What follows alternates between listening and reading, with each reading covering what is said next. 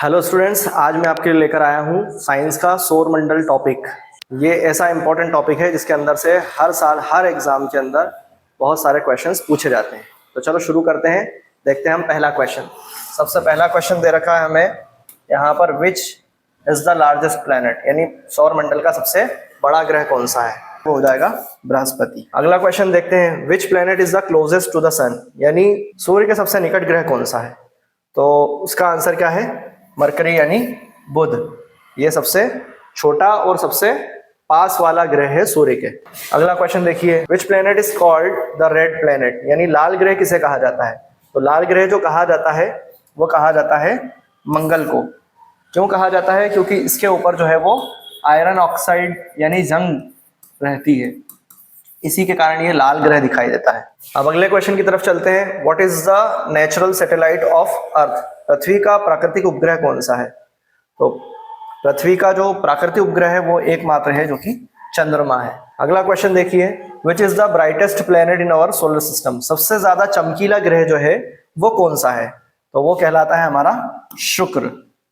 इसे भोर का तारा भी कहते हैं, इसका याद रखना, भोर का तारा या सुबह का तारा बोलते हैं, ये जरूर ध्यान रखना क्योंकि ये क्वेश्चन कई बार पूछा गया है। अगले क्वेश्चन की तरफ चलते हैं, which planet is the famous for its extensive rings, यानी जो बाहर जो रिंग होती है इस तरह से एक है और उसके आसपास एक वलय बना हुआ है, वो कौन सा ग्रह है? तो बात करें हम, इसमें हो जाएगा शनि। शनि के आसपास जो है वो एक रिंग बनी हुई है यानी वलय बना हुआ है। अगला क्वेश्चन देखते हैं, द सन इज अ, यानी सूर्य एक क्या है? प्लैनेट है, तारा है, सैटेलाइट है या कॉमेट है, यानी धूमकेतु है? तो हमें पता होना चाहिए जो सन है वो भी एक क्या है? स्टार है। इस चीज का ध्यान रखना है, ग्रह नहीं है।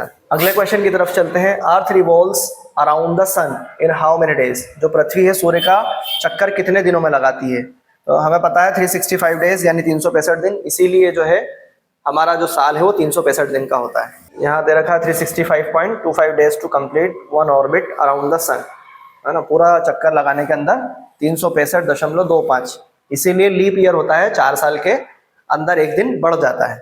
चलते हैं अगले क्वेश्चन की तरफ, सबसे बड़ा उपग्रह कौन सा है? तो सबसे बड़ा उपग्रह है गैनीमेड है। और ये किसका उपग्रह है? इस चीज का ध्यान रखना, ये बृहस्पति यानी जुपिटर का है। जुपिटर का ये सबसे बड़ा उपग्रह है और जुपिटर जो है वो ग्रहों में सबसे बड़ा है, ग्रहों में सबसे बड़ा है। और इसी का जो उपग्रह है गैनीमेड, वो सोलर मंडल के अंदर सबसे बड़ा उपग्रह है। इस चीज का ध्यान रखना, ये उपग्रह है और ये ग्रहों में सबसे बड़ा है। चलते हैं अगले क्वेश्चन की तरफ, which is the hottest planet in our solar system, सबसे गर्म ग्रह कौन सा है? तो सबसे गर्म ग्रह जो है वो वीनस यानी शुक्र है। इसी की वजह से ये सबसे ज्यादा चमकता है और भोर का तारा भी कहलाता है। अगर आपने यहाँ तक के वीडियो देख ली है, इसका मतलब आपने 10 क्वेश्चन कंप्लीट कर लिए हैं। तो कमेंट में जरूर बताइए कि कितने क्वेश्चन आपके सही हुए। अगर 7 से कम हुए हैं तो चिंता की जरूरत नहीं है, आगे के क्वेश्चन आप एक बार और देख लीजिए ताकि आप एग्जाम में अच्छे से स्कोर कर पाए। अगला क्वेश्चन है, which planet is known as the blue planet, यानी नीला ग्रह किसे कहा जाता है? तो नीला ग्रह जो है वो पृथ्वी को कहा जाता है। क्यों कहा जाता है? क्योंकि यहाँ पर मोर देन 70% यानी लगभग 70% से ज्यादा जो है वो पानी है, इसीलिए इसे नीला ग्रह कहा जाता है।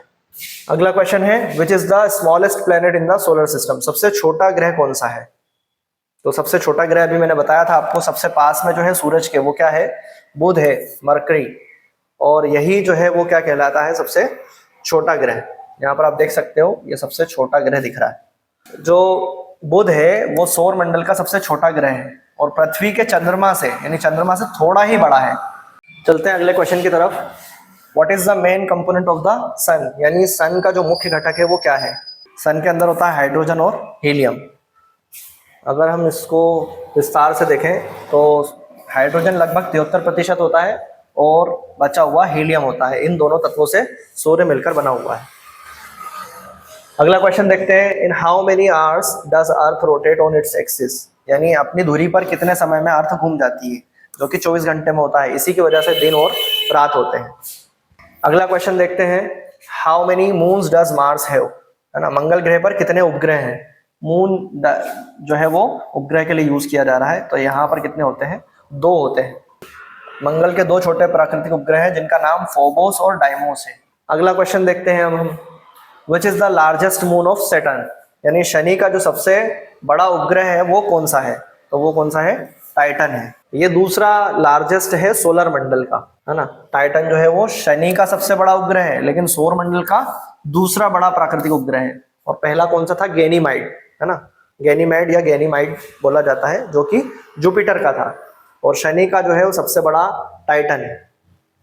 अगला क्वेश्चन देखिए, which planet is the farthest from the sun, सूर्य से सबसे दूर जो है वो कौन सा उपग्रह है, तो सबसे जो दूर है वो क्या है, नेपच्यून यानी वरुण है। वरुण सूर्य से 8वां और सौरमंडल का दूर स्थित ग्रह है, ये 8वां है, ध्यान रखिएगा। पहले 9 उपग्रह माने जाते थे, लेकिन अभी 8 ही माने जाते हैं, एक को बाहर कर दिया है। विच planet is called the morning star, यानी सुबह का तारा किसे कहा जाता है, जो कि शुक्र है। ये सबसे चमकीला ग्रह भी कहलाता है, सबसे गर्म भी है, और सुबह का तारा यानी भोर का तारा भी कहा जाता है। इससे रिलेटेड 3 क्वेश्चन हो चुके हैं अभी तक के, इसलिए इसको ध्यान रखिएगा, है ना। क्यों कहा जाता है शुक्र को सुबह का तारा, ये भी ध्यान रखिए, क्योंकि ये सूर्योदय से पहले पूर्वी आकाश में दिखाई देता है, यानी सुबह सुबह से पहले ही ये पूर्वी आकाश में दिखाई देता है, पूर्व की तरफ। नेक्स्ट क्वेश्चन देखिए, when does a solar eclipse, यानी सूर्य ग्रहण कब होता है। यहाँ पर तुम लोग देख सकते हो उसको, ये 4 ऑप्शन दे रखे हैं हमारे पास। Earth between sun and moon, sun between earth and moon, moon between earth and sun, and none of these. तो सोलर जो होता है वो moon between earth and sun होता है, तब होता है। इसका एक्सप्लेनेशन देखते हैं हम। जब चंद्रमा जो है वो पृथ्वी और सूर्य के बीच में आ जाता है, ये पृथ्वी और ये सूरज, इसके बीच में यहाँ मून आ जाता है, तो ये जो प्रकाश है इसके ऊपर पड़ता नहीं है पूरी तरह से, तो इसलिए क्या है, सोलर एक्लिप्स यानी सूर्य ग्रहण दिखाई देता है। अगले क्वेश्चन की तरफ चलते हैं, चंद्र ग्रहण कब होता है।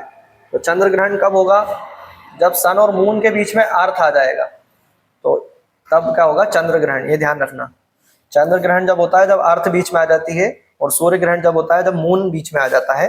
चंद्र ग्रहण तब होता है जब पृथ्वी सूर्य और चंद्रमा के बीच में आ जाती है, जिससे चंद्रमा पर छाया पड़ती है ना। यहाँ पर इस तरह से ये अर्थ है, यहाँ से होते हुए जाएगा प्रकाश, तो इतना इसके ऊपर नहीं पहुंच पाएगा मून के ऊपर, इसलिए लूनर एक्लिप्स यानी चंद्र ग्रहण होता है। अगर आप यहाँ तक के वीडियो देख चुके हैं, इसका मतलब आपने 20 क्वेश्चंस कंप्लीट कर लिए हैं। तो जल्दी से कमेंट में बताइए कि आपने 20 में से कितने क्वेश्चंस सही किए हैं। अगर 15 से ऊपर है, इसका मतलब आपकी तैयारी बहुत अच्छी चल रही है। अगर इससे कम है तो निराश होने की जरूरत नहीं है, क्योंकि आप प्रैक्टिस करते रहेंगे तो आप अच्छा स्कोर कर पाएंगे। तब तक के आगे के क्वेश्चन देखते हैं, वीडियो को अंत तक के जरूर देखना। अगला क्वेश्चन देखते हैं हम, what is the special characteristics of Uranus. Uranus की जो खासियत है वो क्या है, विशेषता क्या है। ये लार्जेस्ट है, हॉटेस्ट है, स्मॉलेस्ट है, या फिर रोटेट्स ऑन इट्स साइड। ये क्या है, अपने साइड पर जो है वो रोटेट होता है, थोड़ा ज्यादा झुका हुआ है, इसलिए ऐसा लगता है कि ये लुढ़कता हुआ चल रहा है। अगला क्वेश्चन देखिए, जुपिटर्स पर ग्रेट रेड स्पॉट्स, जो इसके ऊपर लाल लाल जो स्पॉट्स पड़े हुए हैं वो क्यों है या क्या है, तो वो जायंट स्टॉर्म है, यानी विशाल तूफान होने की वजह से ये रेड स्पॉट दिखाई देते हैं। अभी हम पढ़ रहे हैं सोलर सिस्टम के इंपॉर्टेंट क्वेश्चंस। इससे पहले मैंने एक और वीडियो बनाई थी जिसमें साइंस के इंपॉर्टेंट क्वेश्चंस हैं, तो का लिंक मैंने दे दिया है, और डिस्क्रिप्शन बॉक्स में भी इसकी लिंक मैं दे दूंगा। उसी वीडियो के अंदर से बहुत सारे क्वेश्चंस जो है लास्ट ईयर की एनएमएस एग्जाम में पूछे गए थे, इसलिए उसको जाकर विजिट जरूर करना। लेकिन अभी इस वीडियो को पहले कंप्लीट कर लो, क्योंकि इसमें से भी बहुत सारे इंपॉर्टेंट क्वेश्चंस कई बार रिपीट होते हैं। Which planet is also called the evening star, यानी शाम का जो तारा है सायकाल का, वो किसे कहा जाता है, तो वो भी इसे ही वीनस को ही कहा जाता है। इससे रिलेटेड 4 क्वेश्चन हो गए अभी तक के। सुबह का तारा, शाम का तारा, सबसे गर्म ग्रह, है ना, सबसे चमकीला ग्रह, ये 4 क्वेश्चन इससे रिलेटेड हो गए। सूर्य के प्रकाश को पृथ्वी तक पहुंचने में कितना समय लगता है, 8 मिनट 20 सेकंड। यहाँ पर इसका एक्सप्लेनेशन है, जो प्रकाश है वो 3 लाख किलोमीटर पर सेकंड की गति से चलता है। पृथ्वी तक के 15 करोड़ किलोमीटर की दूरी तय करने में लगभग 8 मिनट 20 सेकंड लगते हैं। इसकी स्पीड भी पूछी जाती है, जो कि होती है 3 × 10⁸ मीटर पर सेकंड। इतनी तेजी से प्रकाश चलता है। अगले क्वेश्चन की तरफ चलते हैं, on which planet is life known to exist, किस ग्रह पर जीवन पाया जाता है। ये हमें पता है, अर्थ पर हम रहते हैं, पृथ्वी पर ही जीवन अभी तक के संभव पाया गया है, और मंगल ग्रह पर भी खोज की जा रही है।